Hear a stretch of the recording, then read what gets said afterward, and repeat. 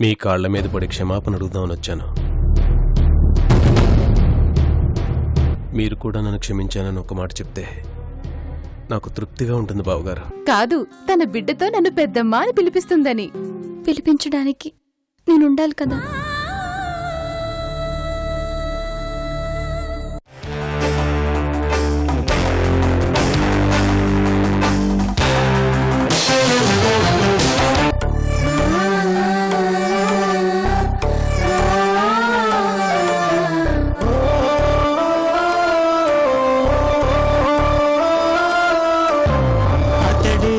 శిఖరం మనిషి బంగారం, మమతే అతని వరం, ప్రేమకు ప్రాకారం.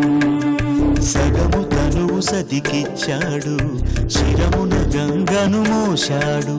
కరళజ్వాలను మింగినవాడు, పరుల కొరకు తల వంచాడు. పరమశివుని తలపించాడు. శిఖరం శిఖరం శిఖరం శిఖరం శిఖరం శిఖరం శిఖరం శిఖరం.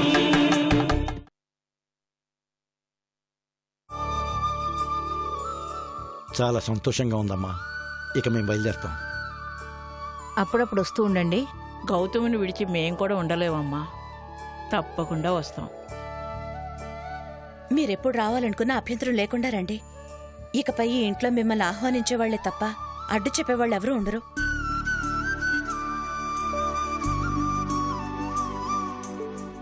మామగారు, మన సంతోషాలు బాధలన్నీ మన చేతుల్లోనే ఉంటాయి.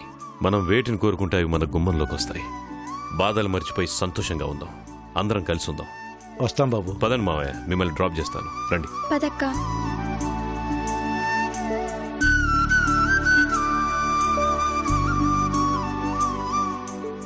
నువ్వెంత మంచిదానం అనసూయ.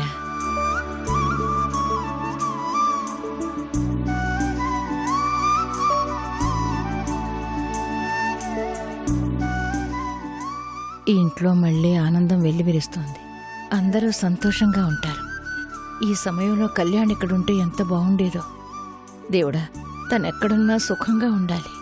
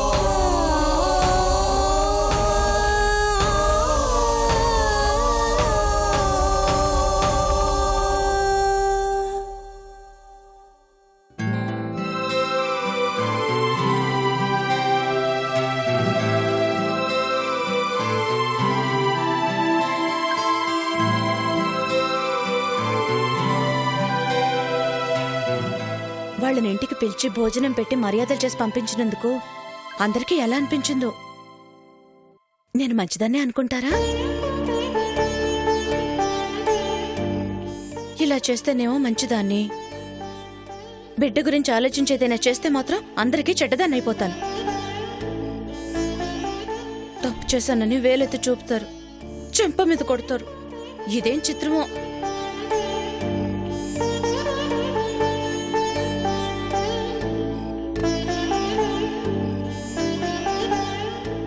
అక్క,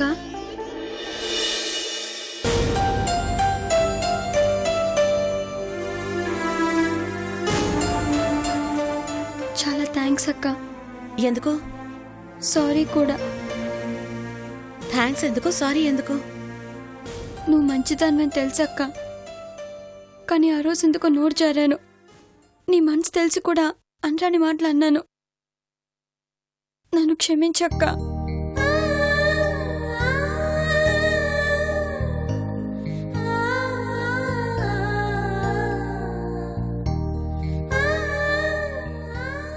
నీ మీద నాకు ఎలాంటి కోపం లేదు గౌతమి. అసలు నాకెవ్వరి మీద కోపం లేదు. నాకున్నదల్లా ప్రేమ. ఆయనంటే ప్రేమ, నువ్వంటే ప్రేమ, ఇదిగో వీడంటే ఇంకా ప్రేమ, అందరికన్నా ఎక్కువ ప్రేమ. నేను నిన్ను సంతోషంగా ఉంచుతాను గౌతమి. నీకేం కావాలన్నా చేస్తాను. నువ్వు మాత్రం వీణ్ణి జాగ్రత్తగా చూసుకో. వీణ్ణి చూసుకుంటే ఈ అక్కని చూసుకున్నట్టే, సరేనా? అలాగే అక్క, జాగ్రత్తగా చూసుకుంటాను. వెళ్ళు. మీ వాళ్ళొచ్చిన ఆనందంలో అటు ఇటు తిరిగి అలసిపోయావు. వెళ్ళి రెస్ట్ తీసుకో. సరే అక్క. వెళ్ళు.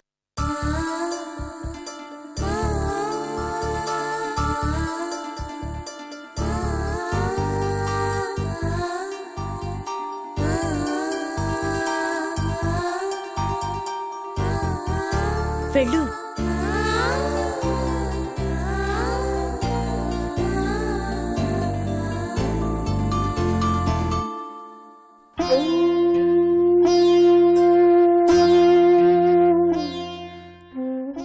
ఎవరేమైనా అనుకోని, నా బిడ్డ కోసం నేనేమైనా చేస్తాను, అంతే.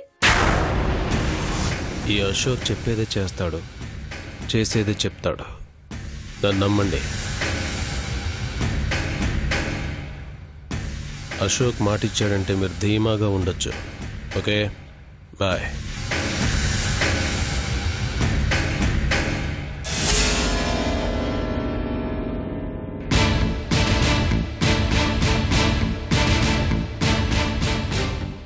ఏంటయ్యా మూర్తి, ఎక్కడికి వెళ్ళిపోయావు? ఈ ఊరికి నిజంగానే షాపింగ్ మాల్స్ వస్తాయా?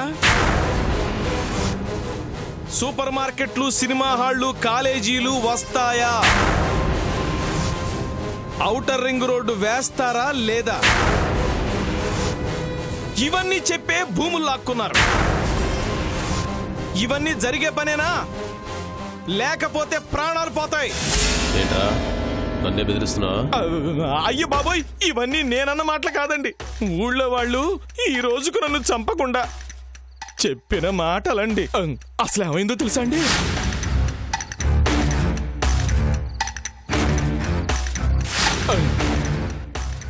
వాళ్ళకంత వాయిస్ ఎప్పుడొచ్చింది? అవన్నీ మనకెందుకండి? వాళ్ళ వల్ల మనకి ప్రాణహాని ఉంది. ముందు దాని గురించి ఆలోచించండి. డోంట్ వర్రీ మూర్తి, మనం అనుకున్నదే జరిగి తీరుతుంది. వాళ్ళకి అన్యాయమా? కాదయ్యా, ఎవ్వరికీ ఏ ఇబ్బంది ఉండదు. అందరికీ మంచే జరుగుతుంది. నన్ను నమ్ము, నేనున్నాగా. అమ్మయ్యా. అయ్యా, అలా నిజంగానే జరుగుతుందంటారా? ఎందుకయ్యా అనుమానం? అంటే అకాల మరణం కూడా ఎందుకు అని. చిలిపి మాటలు, యాదవ జోకులు నువ్వుని. ముఖం చూడు ఎలా నీరసంగా అయిపోయిందో. భోజనం చేసి ఎన్ని రోజులైందో ఏంటో. వెళ్ళి భోంచేయి. భోజనానికి ముందు స్నానం చేయి. ఇంత సీరియస్ లో కూడా నేనంటే మీకు చాలా ఇష్టమే.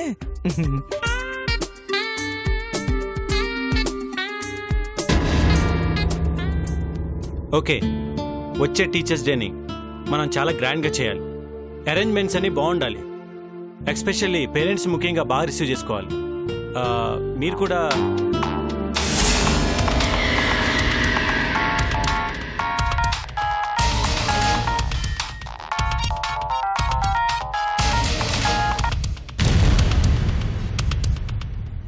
సారీ. ఎంటైర్ ప్రోగ్రామ్ ఒక పండగలా జరగాలండి. టీచర్స్ డే ఇంపార్టెన్స్ తెలియడానికి మన ప్రోగ్రామ్ ఒక మంచి ఉదాహరణ కావాలి.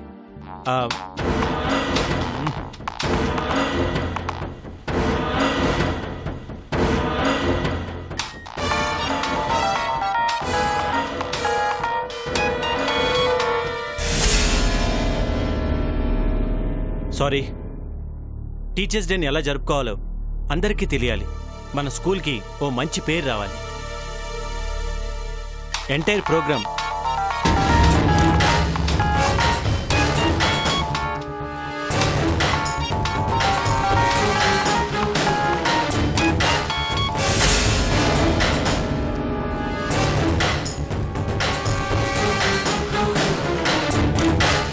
సారీ. ఓకే, ఇప్పటి నుంచి పనులు స్టార్ట్ చేస్తేనే. నువ్వెందుకు కట్ చేస్తున్నావు? నువ్వు ఎన్నిసార్లు కట్ చేసినా నేను కాల్ చేస్తూనే ఉంటాను.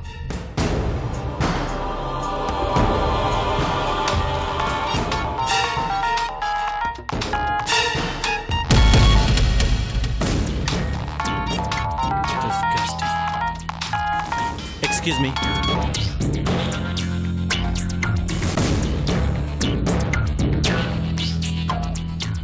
ఏంటి? ఎక్కడున్నావు? మీటింగ్లో ఉన్నాను. ఎందుకు ఊరికే ఫోన్ చేసి డిస్టర్బ్ చేస్తున్నావు? నేనేం ఊరికే చేయలేదు.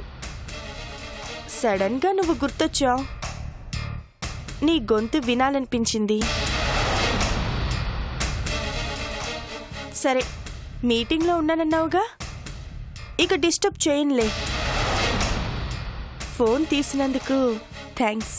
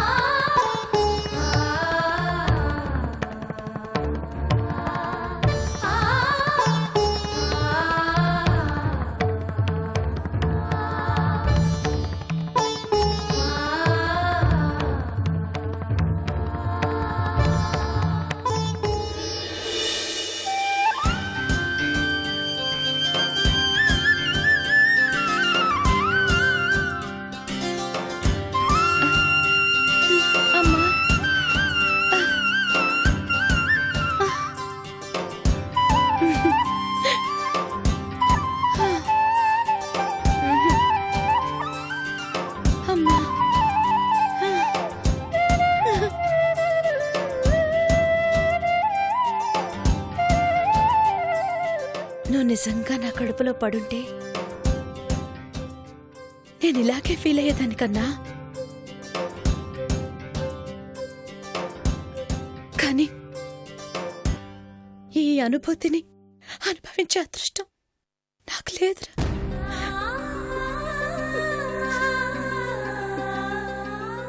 నా ఉమసాలో నిన్ను మోసే పుణ్యం నేను సంపాదించుకోలేదు.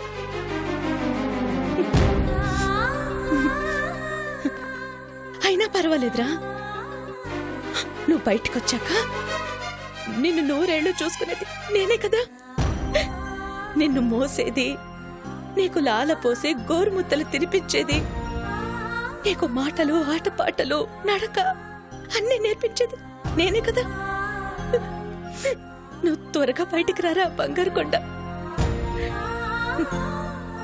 నువ్వు వచ్చే వరకు ఈ అమ్మకి కాస్త ఇబ్బంది అయినా నువ్వు వచ్చాక అన్ని బాధలు నొప్పులు మాయమైపోతాయి.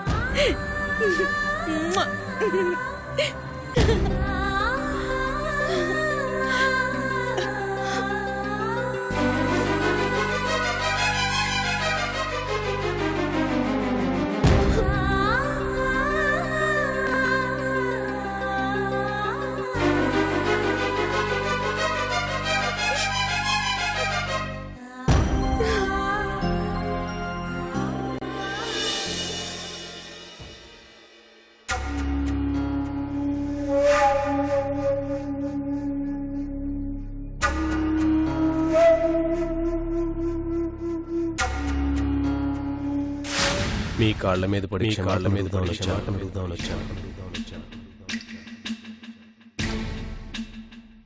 ఆ రోజు వస్తే మీరు లేరు. అందుకే మళ్ళీ వచ్చాను. నేను ఇన్నాళ్ళు అలాగే బతికాను. ఒక మృగంలా ప్రవర్తించాను. అంతకన్నా హీనంగా దిగజారాను.